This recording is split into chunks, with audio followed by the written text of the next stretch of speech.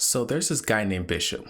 In the Marvel Universe, he's a mutant of the future who, through a number of circumstances, ends up in the present timeline as a member of the X-Men. In Marvel's Messiah War arc, he attempts to kill a baby. Now, this already sounds twisted, but it's not just any child.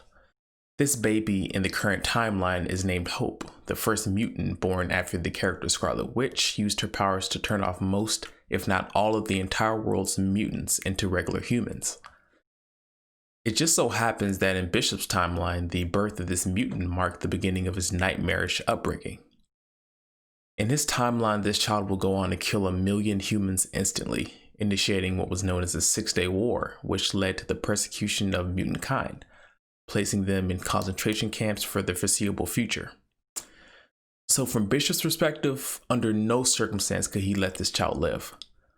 Stemming from this plot, what ensues throughout this arc is a deadly game of time-traveling hide-and-seek through an abundant amount of civilizations, landscapes, villages, and gangs as the character Cable, in an attempt to evade Bishop and protect Hope, jumps through the time stream seeking safety as he vows to raise the child until she is of age and her powers have manifested. Unfortunately, Cable's time-altering device malfunctions to where he is only able to jump forward and not backwards in time. After Bishop discovers this, he hatches a sinister plan.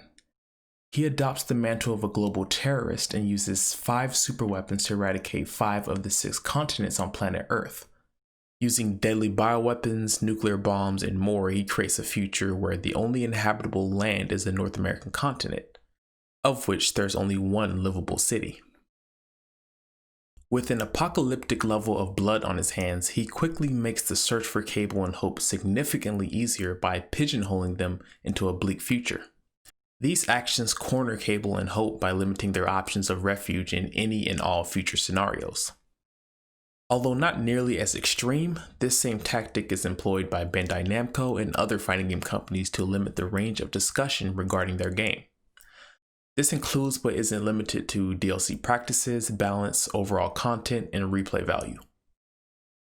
Perhaps the most blatant example of controlling the conversation is being completely absent from the discussion table altogether.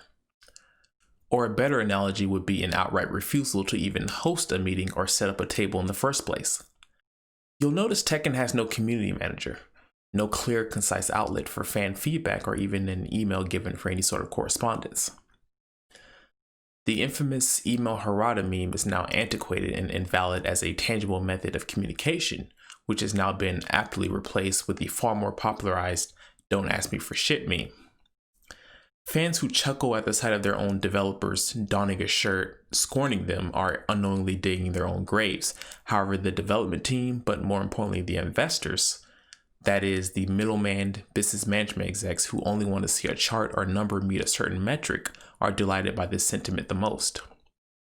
Turning a fan against a fan to the degree of coalitions operating through social media to shun and banish anyone who dares ask for returning characters like Christie works exceptionally well to mute any potential discussion that may be for the betterment of the game.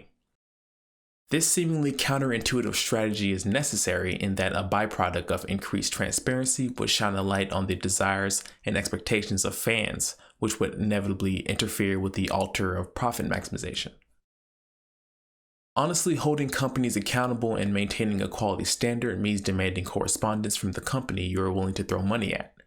However, this action is a two-way street. What reason would Bamco have to change their strategy at this point and make an effort to address concerns, explain balance changes, or responsibly adhere to a release schedule?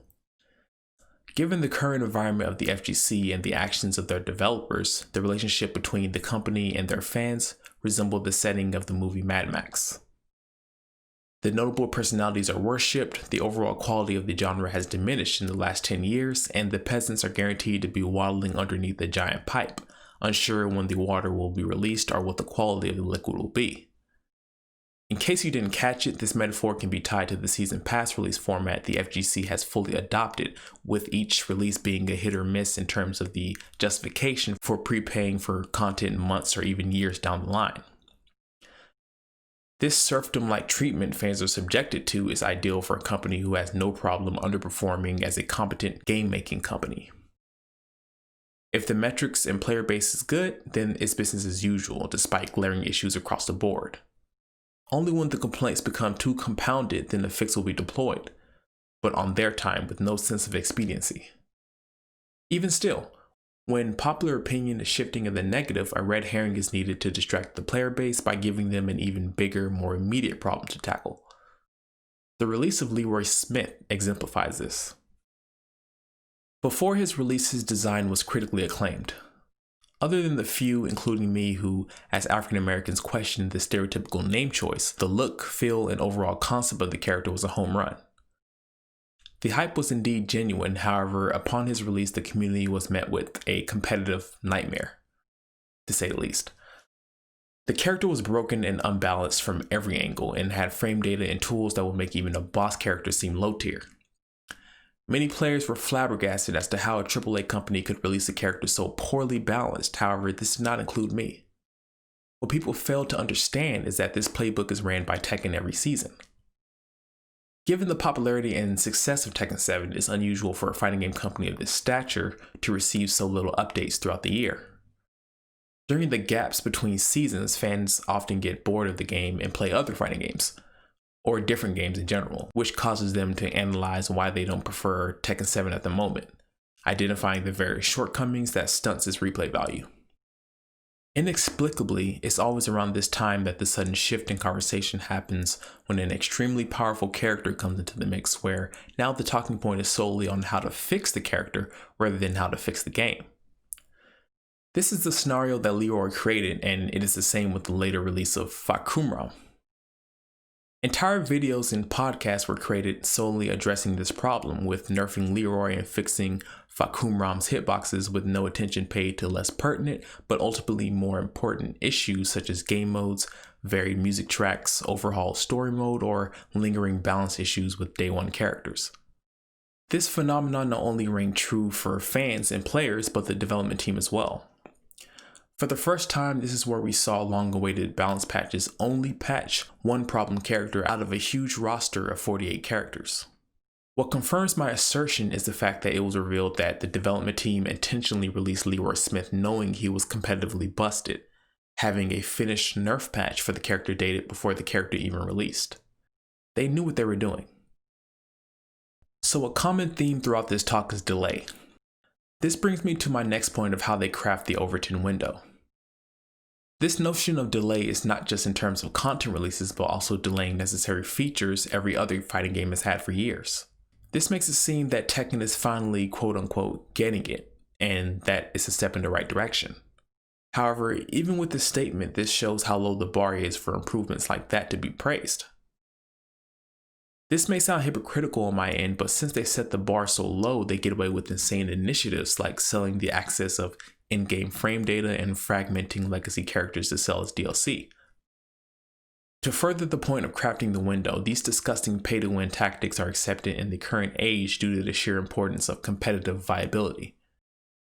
These are war tactics to get fighting game fans to only consider character DLC and balance updates as acceptable forms of additional fighting game media, which leaves large swaths of fans stranded in terms of their enjoyment of the game, thus numerically thinning the player base.